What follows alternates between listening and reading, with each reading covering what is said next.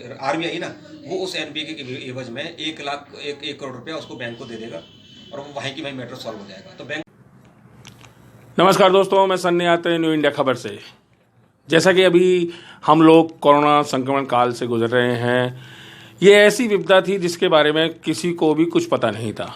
ये सिर्फ देश ही नहीं, पूरे विश्व में इसका प्रभाव बुरे अच्छी तरह से देखा जा रहा है, जिसका दुष्परिणाम भी हमारे सबके सामने है। आज जो स्थिति है, हम भारत देश की बात करें, वहाँ के राज्यों की बात करें, तो आप समझिए कि होटल इंडस्ट्री, रेस्टोरेंट इंडस्ट्री एक तरह से गर्त में चली गई है। स्कूल इंडस्ट्री है, वो भी बहुत घाटे में चल रही है। और भी बहुत सी इंडस्ट्रीज़ हैं। अभी जैसे शादी ब्याह का सीज़न है, उसमें भी जो वहाँ से जुड़े हुए जो लोग हैं, कैटरिंग है, घोड़ी बैंड बाजे हैं, उनके पास भी कोई काम नहीं है, क्योंकि गाइडलाइंस है कि 50 से ज़्यादा लोगों को आमंत्रित नहीं किया जा सकता।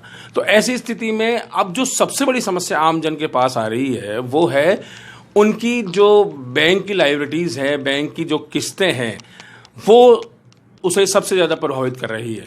क्योंकि आम आदमी जैसे भी है, बहुत से लोगों की नौकरी भी चली गई है, तो किस्ते से गुजारा करके अपना चार दीवारी के अंदर, अपने घर के अंदर खाना खा लेता है या कुछ जो भी काम है उसके लिए प्रयास कर रहा है। लेकिन जो बैंक की किस्त है, वो बाकायदा उसे हमेशा देनी पड़ती है। और अब कुछ समय एक मॉरेटोरियम का जो बैंक का जो शगुफा था, उसमें आपने देखा 2-3 महीने तक थोड़ी बहुत शांति थी। लेकिन अब फिर से बैंक वाले जो हैं, वो रिकवरी पर्सन्स के साथ मिलकर वसूली के लिए अब वो ज़्यादा आम जन को परेशान करने लगे हैं। ऐसे बहुत से वाक़या हमारे सामने आए हैं। ऐसी स्थिति में एक संस्था है आरमास, जिसके संस्थापक जितेंद्र गोयल जी हमारे साथ हैं।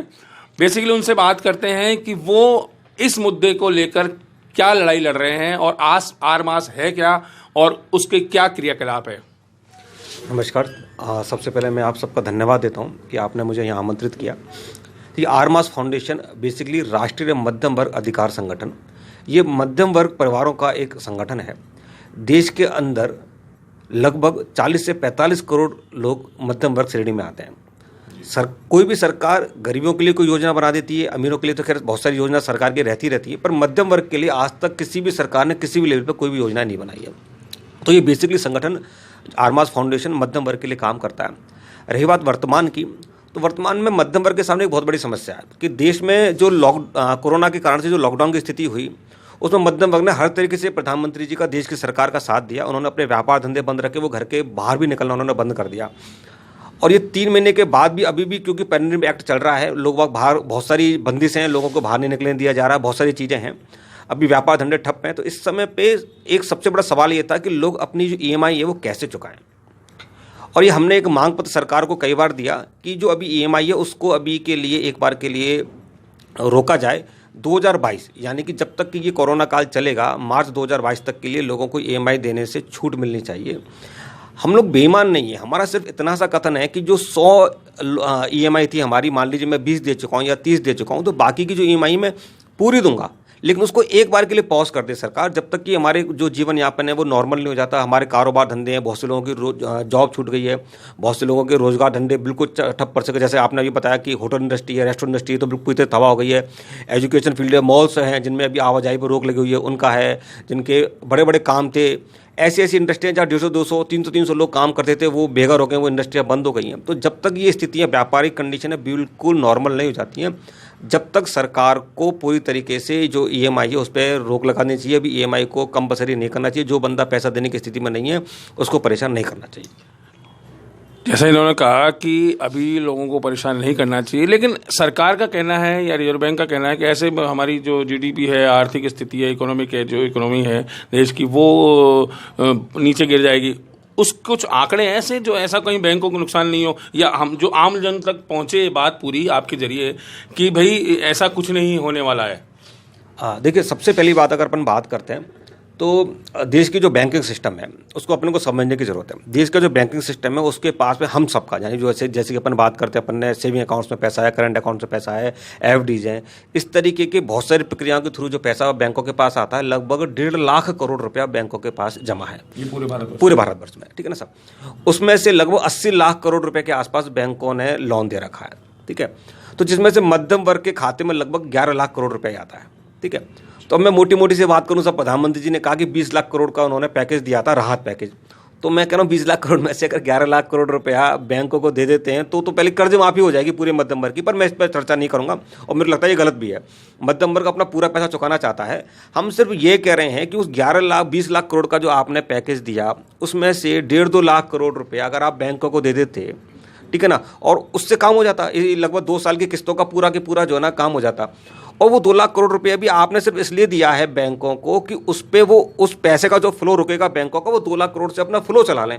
हम ये किस्तें 2022 के बाद तो देंगे ही ना, किस्तें मना थोड़ी ना कर रहे हैं। इस दौरान का जो मोरेटोरियम है उसका ब्याज मत लो, 2022 तक का जो मोरेटोरियम वो दे दें, उसके बाद में 2 लाख करोड़ रुपया जो सरकार है वो बैंकों को दे दे, तो बात ही खत्म हो जाती है। उसके बाद में आपको उसके बाद भी जो उस पर जो ब्याज ना लें, उसके बाद ईएमआई तो हम दे रहे हैं ना, मार्च के बाद ईएमआई देने लग जाएंगे, तो बताइए कहाँ घाटा हुआ, कहीं घाटा। वो 2 लाख करोड़ भी बाद में आपको वापस मिल जाएगा।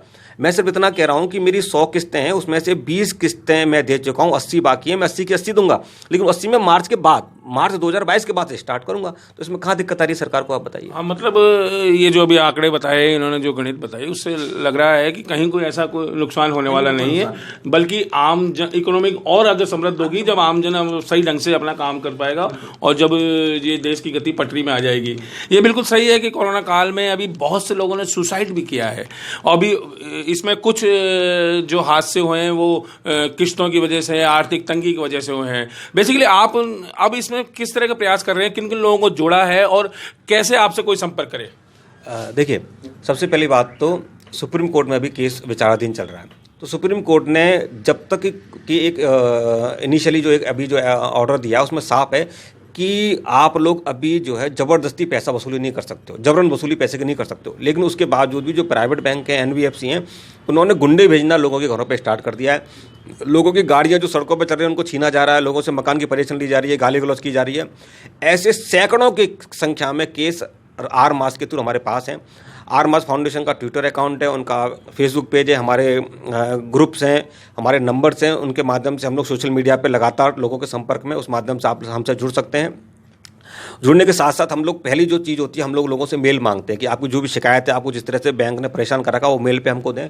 मेल पे हम आने के बाद में डायरेक्ट संगठन उस बैंक को एक लेटर जारी करता है कि भाई आप ये हमारी संस्था के सदस्य हैं और आप इनको जबरन वसूली करके परेशान कर रहे हो। देखिए, सबसे बड़ी बात यह है कि किसी को, चाहे वो लॉकडाउन हो ना हो, बैंक को जबरन वसूली का कोई अधिकार ही नहीं है, गाली गलौज का अधिकार ही नहीं है। अगर आपको लग रहा है कि वो पैसा आपकी उसकी नीयत खराब है, पैसा नहीं दे पा रहा है, तो आप कानूनी कार्रवाई करें। लेकिन उनको पता है कि जब वो कानूनी कार्रवाई करेंगे तो यहाँ पेज पड़ेगा पेंडेंट में एक्ट का, तो वो कानूनी कार्रवाई कर ही नहीं रहे, वो सीधा गुंडों को उनके घरों पर भेज रहे हैं, मारपीट कर रहे हैं। ऐसी ऐसी कंडीशनें आई हैं जहाँ पे उन्होंने निस्ता का हनन किया है, लड़कियों तक के साथ, महिलाओं तक के साथ में छेड़खानी की घटनाएं हुई हैं, उनके साथ गाली गलौज हुई है, उनके अड़ोस पड़ोस में उनको बुरी तरीके से प्रताड़ित किया जा रहा है। आर संगठन इसके बिल्कुल खिलाफ है। हमने यहाँ पे जयपुर में कमिश्नर ऑफ पुलिस को ज्ञापन दिया, उसके बाद हमने कलेक्टर साहब को ज्ञापन दिया, और अभी 4-5 दिन पहले हम डीजीपी साहब से मिले। मैं पर्सनली हम संगठन के लोगों के साथ में भी डीजीपी साहब से मिला, उनसे मैंने बात की, और अभी देखेंगे 6-7 दिनों उनको कोई जवाब नहीं आया है। तो ये जो प्रताड़ना चल रही है ना, ये बिल्कुल गलत है। ठीक है, अगर आपको लग रहा है कि आपको कानूनन कोई करना है तो आप उसको नोटिस भेजिए, उस पर केस करिए, तो सरकार देखेगी या कोर्ट का काम है वो देखेगी कि भाई ये बंदा गलत है या नहीं है। लेकिन आप क्या कर रहे हैं, उसके घर पे गुंडे भेज रहे हैं, ये बिल्कुल गलत है। मेरे हिसाब से ऐसी तो किसी के साथ भी नहीं होना चाहिए। और ये अब तो पिछले 2 महीने से ये स्थिति हो गई है कि एक किस्त भी लोगों की अगर बाउंस हो रही है, उसी पे गुंडे भेज दिए जा रहे हैं। ये तो बहुत सरासर गलत है। ये जो बैंक की प्रक्रिया अभी कुछ सालों से इन्होंने अपनाई है कि ये आउटसोर्सिंग के जरिए रिकवरी मैन के नाम पर एक तरह से कहें तो वास्तव में गुंडागर्दी करते हैं, घरों में जाते हैं, उनके परिवार के साथ बदतमीजी करते हैं। ऐसा तो हमारे देश की संस्कृति, सुचेता संस्कृति में कहीं कोई लिखा हुआ नहीं है। और बैंक के गाइडलाइंस भी अगर देखा जाए तो उसमें भी इस तरह का प्रावधान नहीं है। आरबीआई की जो गाइडलाइंस है, बाकी अगर आपके साथ कोई डिफॉल्टर है, ठीक है, अफवाह सब जगह होते हैं, कई डिफॉल्टर भी होते हैं, तो लेकिन उसको एक कानूनी प्रक्रिया के तहत ये काम काम करना चाहिए। आरमास के जितेंद्र गोयल को मैं भी साधुवाद दूंगा और न्यू इंडिया खबर भी इस मुहिम में उनके साथ है कि आम जन के साथ अगर कोई भी समस्या हो तो हमारे नीचे भी लिखे हुए नंबरों पर संपर्क करें। हम जहां तक संभव होगा उनकी हर संभव मदद करेंगे। Audio Jungle.